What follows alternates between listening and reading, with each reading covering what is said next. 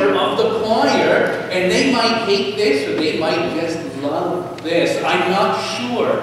I'm going to tell an old story about someone called Esther. And the story of Esther is traditionally told in the Jewish religion during the Feast of Purim, because it is the origin of Purim. It normally takes place in March, but I'm connecting it up to our Easter celebrations. And in the story of Esther, there's a terrible criminal, a villain. And when the story of Esther is read in the synagogue in Purim, whenever the name of Haman is mentioned, all the people go, boo! Now, do you think you could do that? If I say Haman, will you go boo? Okay, let's try it. Haman. Oh, this is going to be so good. So remember that name? It's coming up in just a few minutes. In 500 BC, the great king of the Median Persian Empire, Xerxes, the son of Darius, held a party. And it was going to be the party to end all parties. It wasn't going to last for a day or a week. His party would last for 6 months. And the first thing he did was to have his whole palace redecorated. And he put up great big curtains of blue and white and tied them off with purple linen cords held with silver bands. And he brought new furniture made of gold and silver. And he redid the floor of his palace. And he did it with marble and feldspar and turquoise and mother of pearl. And he brought new golden cups, so that everyone could drink from their own golden cup, and every cup, hundreds of them, was unique. No two were alike.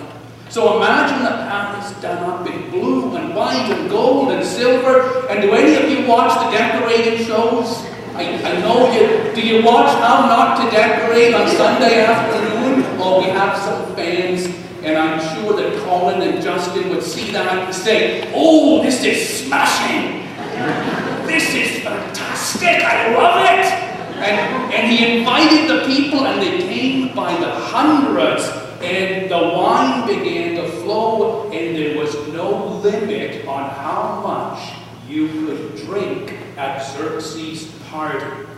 And it may just be that Xerxes himself had just one too many, because on the 7th day he sent for his wife with a message saying, I want you to come out and dance for my friends. And some versions of scripture say he wanted her to dance wearing only her crown.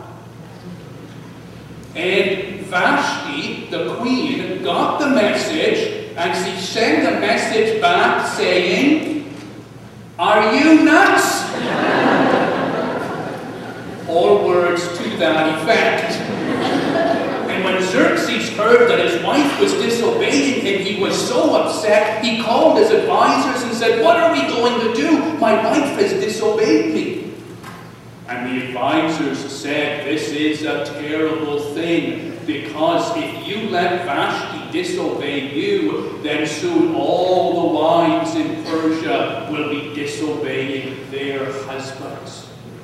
And on that day, Xerxes made a great law which said, the man is the head of the household, and the women must obey the man. Isn't that beautiful? We'll talk about that some. And he banished Vashti. He now had no wife.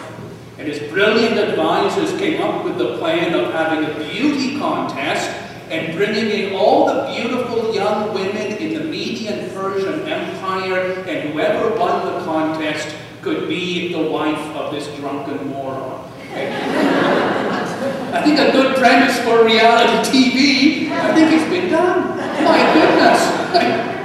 They went out, they brought the women in, but they had to prepare them. They put them all on a special diet for a year.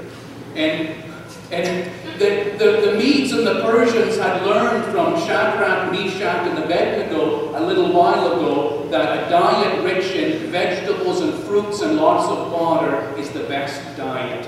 And they massage the women with oil of balsam for 6 months, and then they massage them with myrrh for 6 months.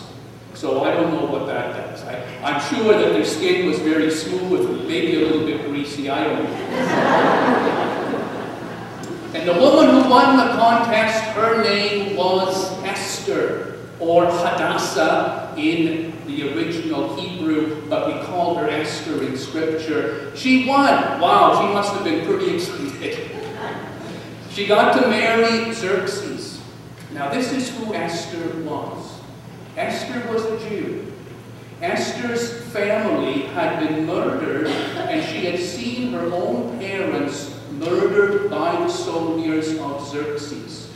The only relative she had left was a cousin called Mordecai, Mordecai whom she referred to as her uncle because he was older than she, and he raised her up after she had been orphaned. So she has been taken from her home, she has lost her family, she's been dragged into this palace, she's been forced to marry this man 3 times her age. She is in a terrible situation. Her uncle Mordecai is an advisor to Xerxes.